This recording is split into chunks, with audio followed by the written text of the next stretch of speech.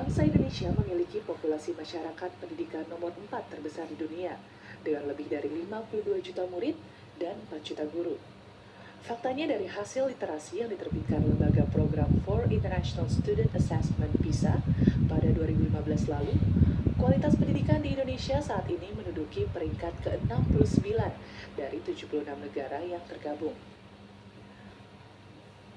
Masalah pendidikan juga dibahas dalam sesi dialog Presiden Jokowi dan pemuda kreatif saat peringatan Sumpah Pemuda di Istana Bogor Sabtu kemarin. Menurut data dari salah satu pendiri perusahaan teknologi Indonesia yang berfokus pada layanan berbasis pendidikan, menyebut bahwa rutinitas pendidikan di Jakarta membutuhkan 128 tahun untuk sejajar dengan negara-negara maju. Melihat kondisi itu, Presiden Jokowi setuju bahwa pendidikan di Indonesia monoton. Pendidikan hanya sebuah rutinitas. Presiden Jokowi juga mengatakan Indonesia harus segera merombak pendidikan.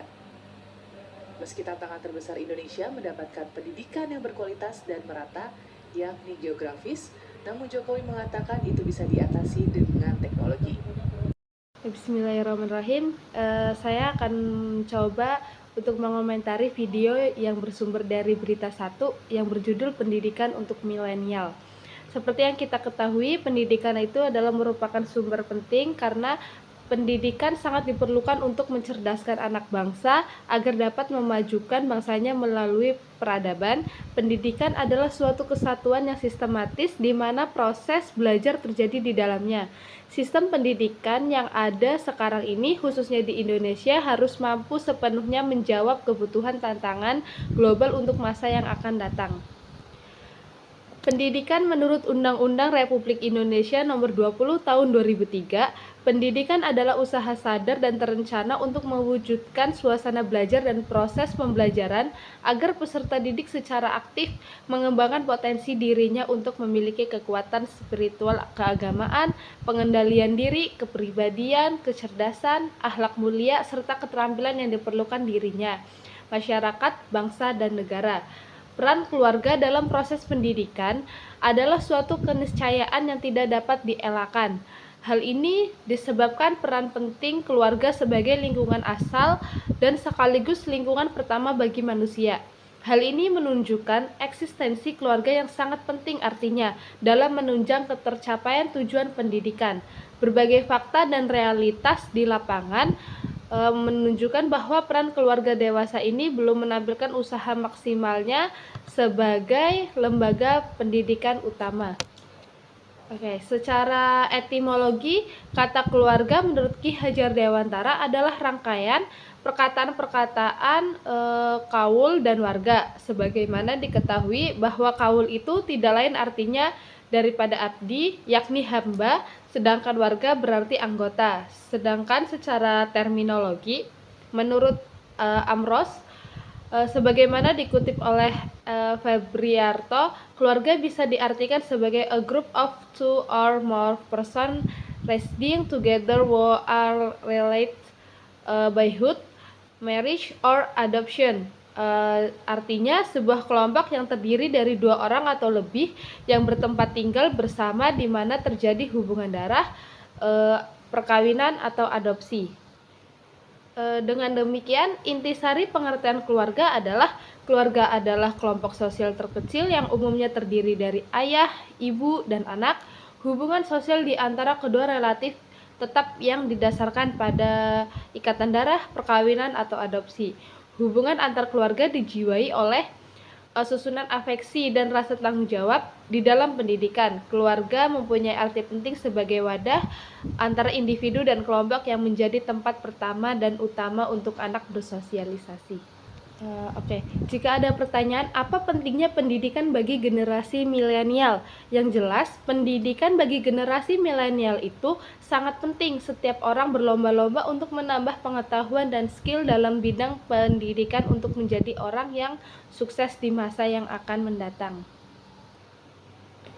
Seperti yang kita tahu, sekolah mulai beradaptasi dengan mengembangkan pembelajaran via online. Nah, fenomena ini merupakan salah satu bentuk perkembangan pendidikan Indonesia di era milenial. tentu saja masih ada beberapa hal lain di ranah pendidikan yang mengalami kemajuan.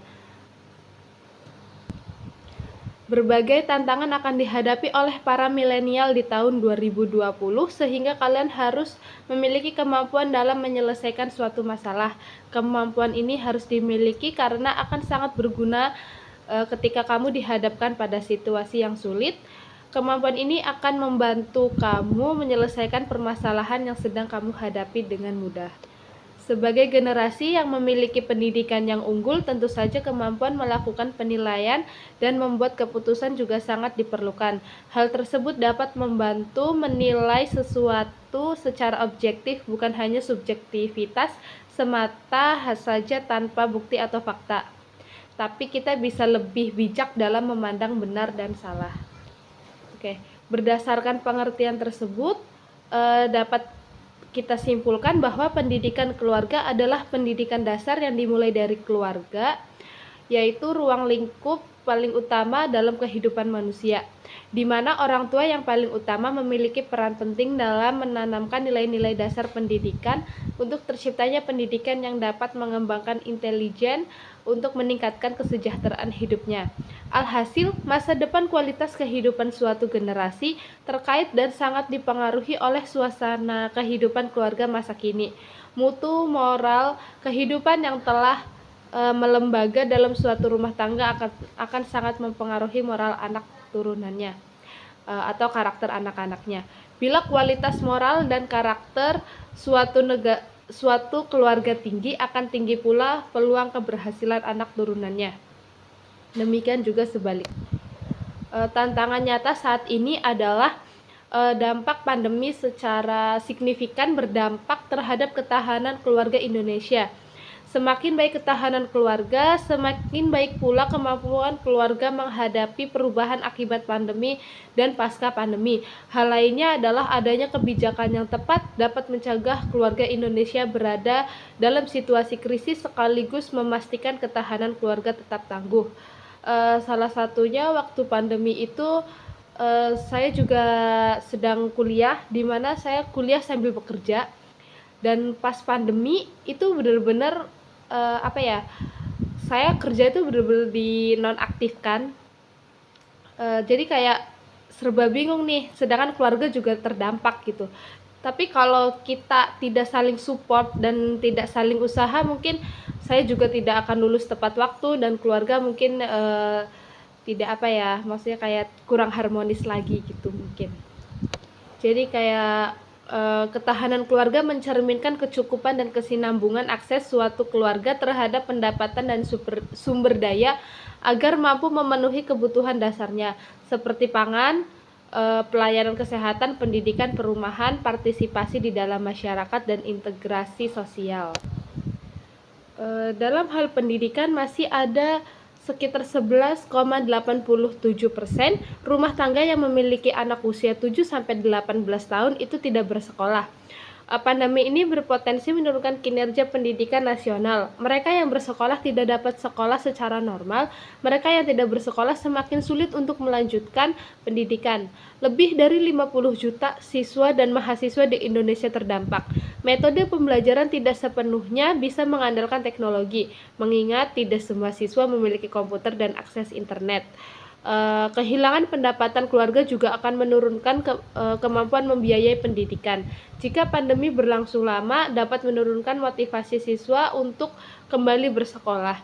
Pandemi ini dapat menurunkan ketahanan keluarga dalam aspek pendidikan.